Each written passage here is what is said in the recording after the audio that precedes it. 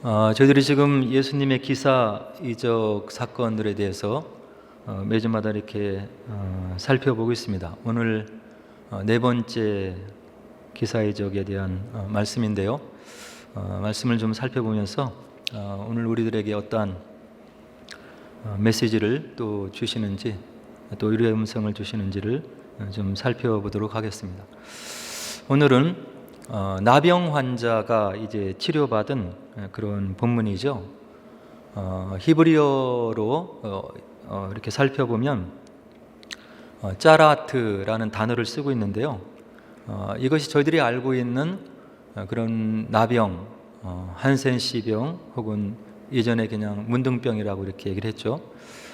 그것만을 지칭하는 것은 아니다, 이렇게 이야기를 하고 있어요.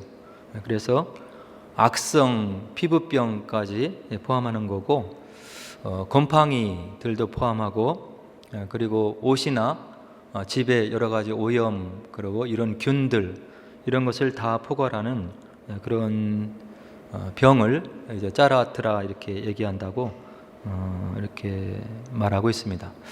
그래서 우리들이 알고 있는 한센시 병만 얘기하고 있는 것은 아니죠. 그런데 이 성경이 기록될 당시를 우리가 좀 살펴보면 지금 나오는 이 나병이라고 하는 것은 하늘이 내린 병으로 이렇게 알고 있어요. 그때 사람들이 그렇게 인식을 했다고 하는 이야기입니다. 그래서 나는 하나님으로부터, 하늘로부터 저주받은 인생이다, 이렇게 정신적으로 큰 자괴감을 가지고 살아가야만 했던 그런 중병이었던 거죠. 그리고 이 나병 환자에 대한 규례를 레위기가 분명히 얘기를 해주고 있는데요. 13장 45절로 46절에 보니까 모세를 통해서 하나님께서 이런 규례를 주셨어요. 하나님의 공동체를 위해서 나병 환자는 옷을 찢고 머리를 풀며 윗입술을 가리고 외치기를 부정하다 부정하다 할 것이요, 병 있는 날 동안은 늘 부정할 것이라. 그가 부정한즉 혼자 살되 진영 밖에서 살지니라. 이 나병에 걸린 사람은 윗입술을 가리고 내가 나병에 걸렸음을 선포를 해야 되는 거예요. 주변의 사람들에게, 다가오는 사람들에게. 얼마나 마음이 처참했겠어요. 나병에 걸려서 손가락이 떨어져 나가고 발가락이 떨어져 나가고 시간이 지나면서 코가 없어지고 이런 상황을 겪어 나가는데, 또 더해서 내가 문둥병 환자라고 하는 것을 윗입술을 가리고 이렇게 선포를 해야 되는 그런 처참한 삶을 이제 살아야 됐던 거죠. 그리고 더더욱 어려운 것은 이렇게 큰 질병을 안고 있는데 이스라엘 마을 그 공동체에서 함께 살지 못하도록 했다는 거예요. 너는 이스라엘 진영 밖으로 나가라. 그래서 내가 부정한 병을 갖고 있기 때문에 진영 밖에서 이렇게 고립되게 혼자 살아야 된다, 이런 율법을 모세를 통해서 하나님께서 하나님의 공동체를 위해서 이제 주셨다고 하는 이야기죠. 그래서 예수님 당시에 나병이 걸렸다고 하는 것은 하나님, 하늘이 나에게 징벌을 내린 것이다, 이런 중압감을 가지고 살아가야 됐고요. 그리고 공동체에서 격리되어서 살아가야 되기 때문에 극심한 고립감과 정서적인 외로움 가운데 이렇게 살아가야 됐던 거죠. 이와 같이 처참한 질병을 알고 있는 이 나병 환자에게 예수님께서 다가가셔서 고쳐주셨다는 거예요. 그리고 제사장에게 몸을 보여서 이제 공적으로 내 몸이 치료받았다는 것을 인정받고 다시금 너희들 형제 그리고 이웃이 있는 공동체로 돌아가서 살도록 이렇게 해주셨다고 하는 이야기죠. 이 나병 환자 입장에서 이것을 생각했을 때 얼마나 큰 은혜로, 그리고 말로 다 할 수 없는 하나님의 역사로 이렇게 다가왔을 것인가를 우리가 미루어 짐작해서 알 수 있는 거죠. 이게 우리의 예수님이시고 또 하나님이시고 성령께서 믿는 자들에게 베푸시는 그런 은혜라고 하는 것을 오늘 나병 환자의 치료를 통해서 우리가 알 수 있는 거예요. 저희들이 이런 은혜를 받고 있는 것입니다.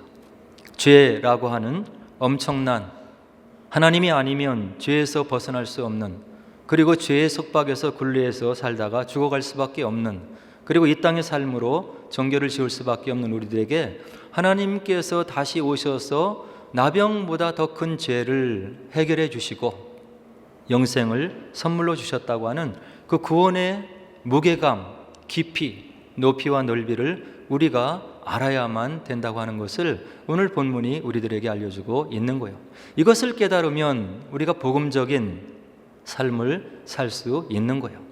그러나 우리에게 임한 이 엄청난 구원의 선물의 무게감을 우리가 느끼지 못하기 때문에 주님의 제자로서의 삶을 살지 못하고 우리를 통해서 하나님의 사랑이 이웃에게 전해지는 그런 일들을 하지 못하는, 그런 정말로 어떤 면에서 나병 환자와 같은 삶을 살고 있는 우리들의 절름발이 신앙이라고 볼 수 있는 거죠. 오늘 40절을 한번 읽어보면, 한 나병 환자가 예수께 와서 꿇어 엎드려 간구하여 이르되 원하시면 저를 깨끗하게 하실 수 있나이다. 나병 환자가 예수님에 대한 소식을 들었을 거예요. 나사렛에서 오신 그런 예수라고 하는 사람이 있는데 이 메시아와 방불하는 그런 사람이더라, 이 사람에게 가면 질병을 나을 수 있다더라, 이런 소문을 이 나병 환자도 들었겠죠. 그래서 자신을 이렇게 얽매이고 있고 절망감과 고립감과 그리고 정말로 마음속에 큰 부담을 감고 자괴감을 가지고 살아가는 자신의 문제를 근본적으로 해결해 줄 수 있는 예수님을 만나기를 아마도 원했을 거예요. 그래서 예수님이 오신다는 소문을 듣고 이제 예수께 나와서 이 나병 환자가 하는 일이 있는데, 꿇어서 엎드려 주님 앞에 마음을 드리는 거예요. 주님이 아니면, 예수님이 아니면 이와 같은 천형병을, 하늘이 내신 병을 나로부터 치유해 줄 수 있는 사람이 없는 것입니다. 그의 마음을 굴복하고 하나님을 전적으로 의지하고 예수님께만 해결을 구하는 이 나병 환자의 모습을 이런 동작을 통해서 우리가 미루어 짐작해 볼 수 있는 거죠. 그래서 무릎을 꿇고 엎드려서 예수님께 말하여서 간구를 하는데, 간구하여 이르되 원하시면, 당신께서 원하시면 저를 깨끗하게 하실 것을 내가 믿나이다. 이런 고백을 나병 환자가 지금 주님께 드리고 있는 거예요. 오로지 예수께서, 당신께서만이, 그리고 하나님께서 보내신 메시아라고 우리가 믿고 있는 당신께서만이 나의 이런 근본적인 문제를 해결해 주실 수 있는 분이라고 이 나병 환자가 무릎을 꿇고 엎드려서 예수님께 간절히 기도를 하고 있는 거예요. 원하시면 저를 깨끗하게 하실 수 있나이다. 이런 마음으로 다가오는 이 나병 환자의 절박한 상황들, 그리고 그의 간절한 마음을 주님께서 물으시겠어요? 고쳐줘도 그만이고 그렇지 않아도 괜찮습니다. 이런 마음으로 다가오는 것이 아니라, 당신이 아니면, 예수께서, 당신께서 하시지 않으면 이 질병에서 내가 벗어날 수 없나이다. 정말로 내가 당신께로부터 치료받기를 원하나이다. 겸손하고 간절한 마음으로, 사모하는 마음으로 예수님께 다가와서 무릎을 꿇는 그의 마음을 예수께서 모르실 리 없고 그 마음을 아시고 41절에서 답을 주시는데, 예수께서 불쌍히 여기사 손을 내밀어 그에게 대시며 이르시되 내가 원하노니 깨끗함을 받으라. 이런 치료의 선포를 예수님께서 나병 환자에게 주셨다고 41절이 얘기를 해주고 있는 거예요. 나병 환자의 마음을 아시는 예수님께서 그의 근본적인 문제를 바로 치료해 주시는, 말씀으로 치료해 주시는 우리 주님의 긍휼을 41절을 통해서 우리가 알 수 있는 거죠. 여기에 나와 있는 예수님께서 불쌍히 여기셨다, 이 단어는 탕자의 비유에서도 동일한 단어로 나타나는 거예요. 두 아들이 있었는데 작은 아들이 아버지가 아직도 돌아가시지 않았는데 아버지 나에게 주실 유산을 주십시오. 강청을 해서 그것을 받아서 떠나서 허랑방탕하고 그리고 다 그것을 탕진한 다음에 고생하다가 아버지를 떠올리고 내가 아버지께로부터 죄를 지었지만 아버지에게 가면 내가 적어도 이와 같이 돼지가 먹는 음식을 먹지는 않고 아버지의 사랑을 받을 수 있는 것이 아닌가. 내가 아버지의 품꾼으로라도 일을 하면서 내가 아버지께로 돌아가기를 원한다, 이런 결심을 하고 아버지께로 돌아올 때 멀리서 이 아버지가 바라보니까 자기의 둘째 아들이 돌아오는 거예요. 큰아들도 그렇고 주변의 사람도 이 둘째 아들을 정죄하고, 아버지가 죽기도 전에 유산을 받아서 탕진한 놈, 도저히 아버지의 사랑을 받을 수 없는 놈, 이렇게 판단하고 있을 때 이 탕자의 아버지는 어떤 마음을 보였냐면, 그 아들을 쫓아가서 두 팔로 그 아들을 끌어안고 죽었던 내 아들이 살았다고 그 아들을 다시금 받아들이면서 잔치를 벌이고 아들의 지위를 회복시키는 그런 비유가 탕자의 비유에 나오는 아버지의 마음인 거예요. 그것이 지금 주님의 마음이라고 하는 것을 동일한 단어를 통해서 오늘 본문이 우리들에게 이야기를 해주고 있는 거예요. 우리가 하나님의 마음을 아프게 하잖아요.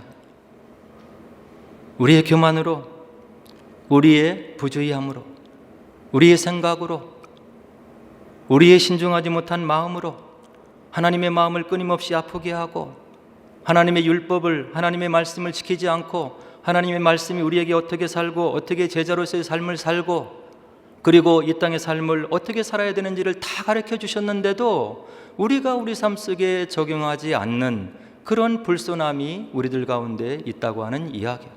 말씀을 연구해서 전하는 저도 마찬가지인 거예요. 이와 같이 하나님을 향해서 은혜를 저버리고 머리를 들고 대적하고 하나님의 말씀을 무수히 짓밟는 우리를 하나님께서 불쌍히 여기시고 과거를 묻지 않고 다시금 기회를 주시고 끌어안아 주시고 우리의 신분을 회복시켜 주시고 치유를 주시는 긍휼의 하나님을 오늘 41절에서 우리가 볼 수 있는 거예요. 그래서 성경에는 예수님이 이런 비유를 주시는 거예요. 1만 달란트 빚진 자가 있었다. 갚을 길이 전혀 없어서 그 주인이 탕감해 주었는데, 그 1만 달란트를 탕감받은 자가 나가다가 자기에게 100데나리온 빚진 자를 보고 빚을 아낌없이 갚으라고 독촉하더라. 주변의 사람들이 그것을 보고 이 주인에게 얘기했을 때, 내가 너에게 1만 달란트 갚을 수 없는 엄청난 빚을 탕감해 주었는데 100일치 노동 그 비용을 갚지 않는다고 그 형제를 구박하고 옥에 가두고 내가 이것이 할 짓이냐, 이런 얘기를 하면서 우리에게 하나님께서 어떤 마음으로 살아가야 되는지를 1만 달란트 탕감받은 자의 비유를 들어서 교훈을 주시는 거예요. 하나님으로부터 말할 수 없는 엄청난 죄를 사함받고 살아가는 우리들이지만 우리는 그렇게 살지 못한다고 하는 것을 하나님 말씀이 우리 마음에 울려주는 거예요. 엄청난 사랑을 받은 우리라고 하면 우리도 그 사랑을 나눠야 되는 거예요. 조건을 다루면 안 되는 것이고, 하나님의 크신 은혜에 감사하면서 어떻게 하면 예수님 닮은 예수님의 성품을 우리가 가질지 노력해야 되고, 말씀을 통해서 내 마음을 통해서 울려 들어오는 그 말씀에 순종하려고 하는 노력이 있을 때 하나님께서 그 노력을 귀하게 보시고 우리를 더욱더 축복해 주시고 우리의 믿음의 인격이 자라도록 역사해 주시고 주님의 마음을 이 땅에 사는 동안에 실현해 나갈 수 있는 그런 주님의 마음을 심어 주신다고 하는 것을 오늘 본문이 우리들에게 알려주고 있는 거예요. 무릎을 꿇고 저아리고 예수님의 은혜를 구하는 그에게 예수님께서 그의 마음을 아시고 불쌍히 여기사 내가 원하노니 깨끗함을 받으라. 구약의 율법을 보면 부정한 사람을 대면 부정하게 되어 있어요. 부정한 사람의 부정함이 그 부정함을 만지는 사람에게 영향을 미쳐서 그 사람이 부정하게 되어 있다고 율법이 얘기하는 거예요. 레위기 5장 2절에 보니까 만일 누구든지 부정한 것들 곧 부정한 들짐승의 사체나 부정한 가축의 사체나 부정한 곤충의 사체를 만졌으면 부지중이라고 할지라도 그 몸이 더러워져서 허물이 있을 것이요. 구약의 율법에 의하면 부정한 사람을 만지면 그 사람이 부정을 타는 거예요. 오늘 이 나병 환자는 부정한 사람이잖아요. 하늘의 징벌을 받은 사람. 그래서 율법으로도 진 밖에 나가서 살 수 있도록 율법이 규정하고 있는 부정한 사람인 거예요. 이 부정한 사람을 율법에 의하면 예수님 만졌으면 예수님이 부정해져야 되는 거예요. 그러나 하나님이신 그분, 이 땅의 죄의 문제를 해결하고 오신 그분이 부정을 만지니까 부정이 깨끗함으로 변하는 거예요. 이것이 예수님의 신품인 거예요. 저와 여러분들의 죄를 왜 예수님께서 해결할 수 있습니까? 하나님이시기 때문에. 이 땅에는 그 어떤 사람도 하나님이 공의를 만족시킬 수 없는 그런 죄인들이기 때문에 저와 여러분들의 그 흉악한 죄의 문제를, 마음의 죄의 문제를 해결할 수 없는데, 죄가 없으신 그분께서 성부 하나님의 경륜 가운데 이 땅에 오셔서 희생제물로 돌아가셔서 이 땅에는 모든 인류의 과거의, 현재의, 미래의 모든 죄를 짊어지시고 십자가에서 속죄 사역을 완성하셨기 때문에 그분이 우리의 근본적인 죄의 문제를 해결하실 수 있는 유일한 분임을 말씀이 우리들에게 알려주고 있는 거예요. 그 예수님의 십자가의 사건을 믿음으로 받아들이면 그 예수님의 의가 저와 여러분들에게 덧입혀져서 우리가 죄사함을 받고 의인이 되고 하나님 나라의 자녀가 될 수 있음을 오늘 본문이 또 분명하게 알려주고 있는 거예요. 우리가 성경을 보면 하나님을 알 수 있어요. 성경을 통해서 우리에게 들려주는 하나님을 우리가 믿어야 되는 거예요. 하나님의 말씀 성경은 하나님을 어떻게 말씀해 주시냐면 인격의 하나님이라고 얘기를 해 주셔요. 저와 여러분들이 인격을 가지고 있잖아요. 슬퍼하고 애통하고 좋은 일이 있으면 기뻐하고 마음에 만족이 있으면 행복하고 그리고 마음에 슬픔이 있으면 외로워하고 이것이 인격인 거예요. 우리 하나님은 그런 인격을 가지고 있는 하나님이라고 성경은 우리들에게 이야기를 해주고 있는 거예요. 그리스의 철학에서 말하는 그런 온 우주를 만든 그런 절대 원리는 인간 세계의 고통과는 상관이 없다고 얘기를 하고 있어요. 이슬람교의 알라도 지상에서 일어나는 모든 일에 대해서 상관이 없고 그런 신으로 꾸란이 얘기를 하고 있다고 우리들에게 전해주고 있는 거죠. 그런데 저와 여러분들이 섬기는 우리 하나님은 어떤 분이시냐면 인격을 가지고 있는 하나님이라고 성경은 우리들에게 이야기를 해주고 있는 거예요. 그래서 히브리서 기자는 히브리서 4장 15절에서 우리 하나님에 대해서 뭐라고 얘기를 해주시냐면 우리에게 있는 대제사장은 우리의 연약함을 동정하지 못하실 리가 아니요 모든 일에 우리와 똑같이 시험을 받으시되 죄는 없으시니라. 우리와 똑같은 성정을 가진 분이라고 히브리서 기자가 우리들에게 하나님에 대해서 얘기를 해주시고 있는 거예요. 하나님이 슬픔을 느끼시고 마음의 아픔을 느끼시고 기쁨을 느끼시고 행복을 느끼시고 스바냐 선지자는 우리에게 얘기를 하기를 너희들을 바라보는 하나님 마음이 너무 기뻐서 너희들과 함께 인격적인 교제를 나누기를 원하시는 그 하나님께서 기쁨을 이기지 못하고 그 마음이 행복해 하신다고 우리들에게 스바냐 선지자는 이야기를 해주고 있는 거예요. 저와 여러분들의 슬픔을 하나님께서 공감하신다고 성경에서 우리들에게 이야기를 해주시고 있는 거예요. 저와 여러분들이 겪는 고난들, 마음의 외로움들, 어려움들을 우리 혼자 겪어나가도록 내버려 두시고 방치하시고 천상에서 유의자적하시고 천사들과 잔치를 베푸시는 그 쾌락에 빠져있는 그런 절대자가 아니시고 저와 여러분들의 아픔과 괴로움 속에 깊숙이 들어오셔서 그것을 공감하시고 우리의 아픔이 무엇인지 외로움이 무엇인지를 공감하시고 우리의 고난에 동참하시는 그런 인격의 하나님을 성경이 이야기를 해주고 있는 거예요. 에너지가 아니고 파워가 아니고 저와 여러분들이 가지고 있는 인격을 가지고 있는 하나님이라고 성경이 이야기를 해주시고 있는 거예요. 그래서 이 나병 환자의 아픔에 공감하시는 거예요. 그래서 그 마음을 보시고 예수님께서 말씀으로 치료를 해주시는 거예요.